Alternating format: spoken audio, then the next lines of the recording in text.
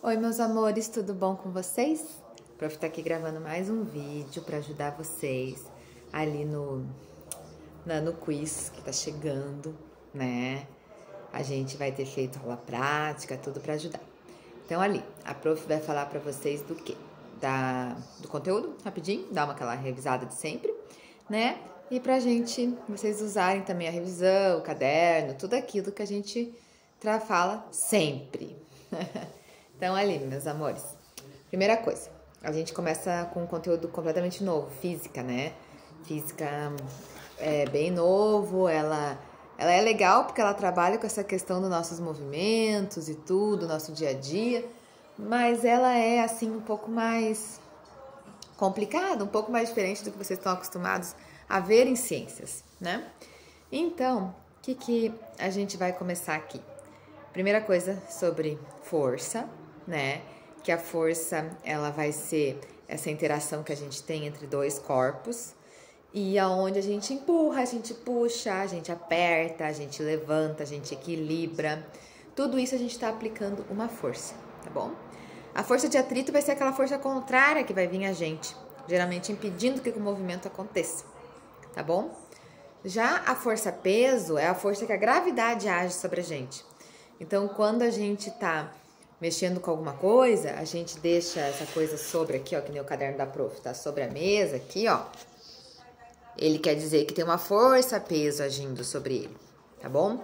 E essa força-peso é a gravidade agindo. E vai ter uma força normal. Vou erguer o caderno aqui, ó. Tô fazendo um equilíbrio, tô fazendo uma força. Força-peso, peso do caderno. A força normal é o que segura ele aqui na mão. Tá bom? Então, a gente sabe que tem essas que vai ter que influenciar com a gravidade. Tem a força elástica, né? Que a gente age com os elásticos, eles geralmente vão ter a mesma intensidade de ida e volta. A força elástica é uma força que a gente pode citar quando um exemplo de ação e reação da terceira lei de Newton. E a gente tem a força resultante. A força resultante é quando duas ou mais forças atuam sobre uma situação. Então, duas ou mais forças estão empurrando, puxando, levantando algum objeto, agindo sobre aquilo. O cabo de guerra que a Prof falou, lembra o exemplo das mesas que eu usei na sala? A imagenzinha do cachorro lá, o desenho puxando o dono que não queria ir, tá fazendo uma força resultante, porque a força do cachorro, a força do dono. E daí tem uma diferença que a gente precisa saber num cálculozinho básico. A força resultante, quando elas estão indo para o mesmo sentido, a gente vai fazer o quê? A gente vai somar. Quando elas estão indo para os sentidos opostos, tá? Elas vão subtrair. Mesmo sentido, a gente soma. Sentidos, opostos, a gente subtrai, tá bom? Brincadeiras à parte aqui com a mão, mas para tentar facilitar para vocês, tá? Isso é a força. Ali, Newton, lá quando a gente começa a falar das 3 leis de Newton, a gente tem a primeira, a segunda e a terceira lei de Newton. Primeira, a lei da inércia, segunda, a lei da dinâmica e terceira, a lei de ação e reação. A lei da inércia é quando um corpo em movimento tende a permanecer em movimento ou em repouso tende a permanecer em repouso. Ou a gente pode dizer que um corpo em movimento ou em repouso tende a permanecer no estado que ele estava. Então, deu até um eco aqui na palavra. Por exemplo, o que a Prof falou, quando o carro freia, a gente vai para frente, porque esse movimento nós estávamos em movimento, nosso corpo tende a permanecer em movimento. Ou no carro mesmo, quando a gente está sentado e o carro vai arrancar, ele arranca mais rápido, a gente vai para trás. Como o nosso corpo estava em repouso, ele tende a permanecer em repouso indo para trás, tá? É um movimento normal, isso. O corpo, até que a gente coloque ele em movimento, ele vai tender a permanecer em repouso. Depois, quando ele está em movimento, a gente consegue parar esse movimento para que ele fique em repouso. Só que o que ele prefere é continuar em repouso, tá? A segunda lei é a lei da dinâmica, né? Uniforme da gente aí. E ela é aquela que é o F igual a massa vezes aceleração, física meu azar, física meu amor, fama, do jeito que for. Mas o que é isso? A aceleração vai ser sempre constante. A aceleração é quando a gente vai colocar um objeto em movimento. Nesse princípio momento, que vocês precisam saber, tá? A gente vai colocar aquele objeto em movimento. Aí, essa força que a gente vai colocar vai depender da massa desse objeto. A massa é o peso. Então, quanto maior e mais pesado for esse objeto, maior a força que eu vou ter que aplicar sobre ele. Empurrar um carrinho cheio ou um carrinho vazio no mercado é diferente. Carrinho vazio que o peso é bem menor, minha força vai ser menor também. Já o carrinho cheio, ele tem uma força maior para aplicar, então vou aplicar uma força maior. Ao acelerar o carro, ele vai sair um pouco atrás da moto, porque a moto é mais leve. Quando a gente precisa empurrar algo pesado, quanto mais gente ajudar, melhor, menor a força que eu vou estar aplicando, entendeu? Vai diminuir esse peso para mim. Então, quanto maior o peso, maior a força aplicada, tá? É isso que essa fórmula vai dizer pra gente. A terceira lei de Newton é a ação e reação, né? Então, toda a ação vai ter uma reação, ou seja, toda uma força que vai ter uma força contrária de mesma intensidade, tá? Mas elas não vão se anular. Não é que nem numa força resultante, que se eu tiver forças contrárias, a gente vai subtrair e vai acabar ficando zero, os valores forem iguais. No caso da ação e reação, não. Ela vai e volta. O andar eu piso, levanto, piso, levanto, piso, levanto.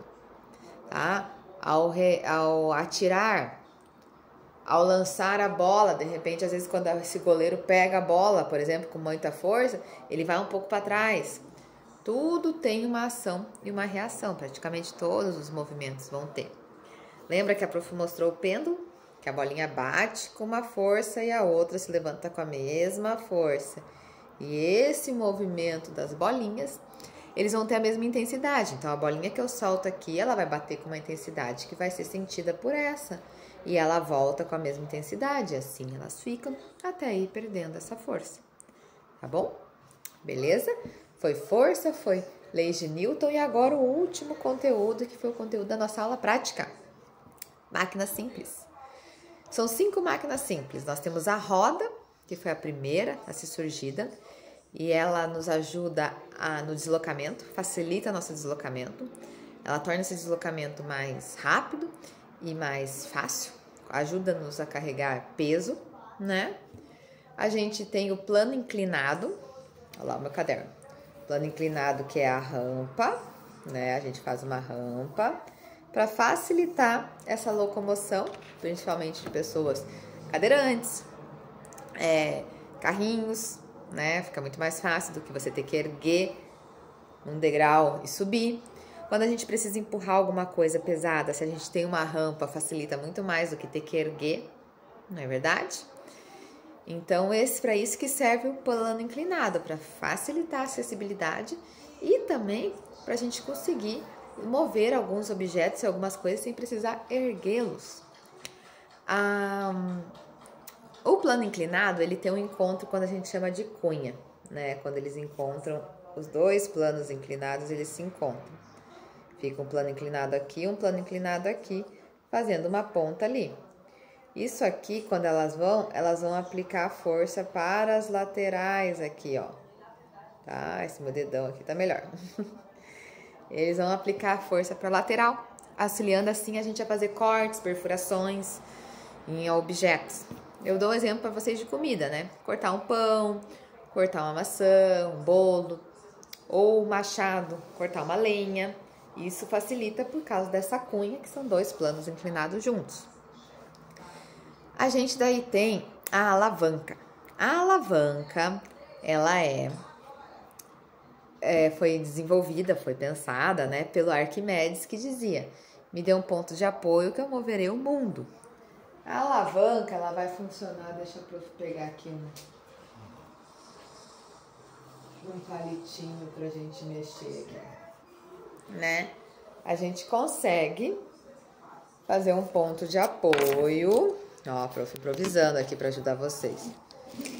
Um ponto de apoio,